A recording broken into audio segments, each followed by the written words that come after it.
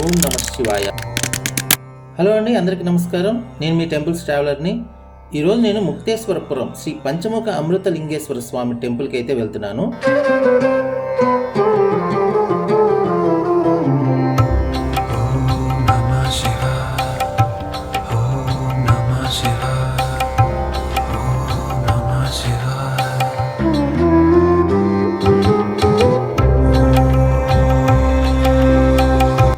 టెంపుల్ని కోటిలింగ హరిహర క్షేత్రం అని కూడా పిలుస్తారు. ఈ ఆలయానికి ఎంట్రన్స్ లోనే మనకి మహాశివుని విగ్రహం ఎంతో అద్భుతంగా కనిపిస్తుంది. ఈ ఆలయం చుట్టూ ఎన్నో రకాల దేవదేవతలకు సంబంధించిన 108 ఉప ఆలయాలు కూడా మనకి కనిపిస్తాయి. ఇక్కడికి వచ్చిన భక్తులు ఏదైనా కోరుకొని ఒక శివలింగాన్ని ఇక్కడ ప్రతిష్ఠించవచ్చు. సో మీరు కూడా శివలింగాన్ని ప్రతిష్ఠించాలంటే ప్రతిరోజు ఉదయం 11 గంటలకు పంతులు గారు మీ చేత పూజ చేయించి శివలింగాన్ని ప్రతిష్ఠింపజేస్తారు. దీనికోసం కొంత అమౌంట్ ని ఛార్జ్ చేస్తున్నారు. అలా ప్రతిష్ఠించినవే ఈ చిన్న చిన్న శివలింగాలు. చాలా బాగున్నాయి కదా. ఈ ఆలయానికి 4 వైపులా 4 నందులు, 4 ధ్వజస్తంభాలు ఉండటం విశేషం. నేను వచ్చిన సమయంలో భక్తులు పెద్దగా లేకపోవడం వల్ల చాలా ప్రశాంతంగా ఉంది. ఇక్కడ మహాశివుడు పంచముఖాలతో మనకి దర్శనమిస్తున్నాడు.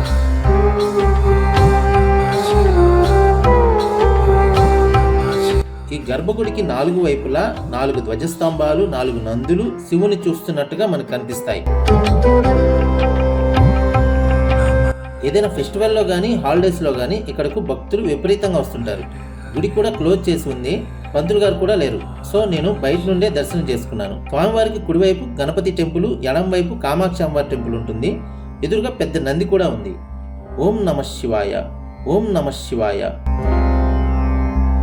ఈ ఆలయానికి కృష్ణా జిల్లాలోని జగ్గయ్యపేట నుండి ముక్త్యాలకు వెళ్లే దారిలో 10 కిలోమీటర్లు వెళ్తే ఈ ఆలయానికి చేరుకోవచ్చు. ఈ ఆలయం నుండి కొంత దూరంలో శ్రీదేవి భూదేవి సమేత శ్రీ వెంకటేశ్వర స్వామి ఆలయం కూడా ఉంది. ఈ హరిహర క్షేత్రానికి వెంకటేశ్వర స్వామి క్షేత్రపాలకునిగా వ్యవహరిస్తున్నారు. పండుగ సమయంలో ఇక్కడ విశేష పూజలు జరుగుతుంటాయి.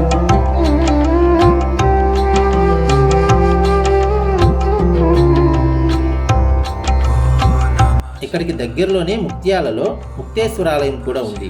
ఈ ఆలయం నుండి కేవలం 2 కిలోమీటర్లు మాత్రమే ఉంటుంది. ఈ ఆలయం కూడా క్లోజ్ చేసింది. ఈ ముక్తేశ్వరం టెంపుల్ కృష్ణా నది ఒడ్డున ఉంటుంది.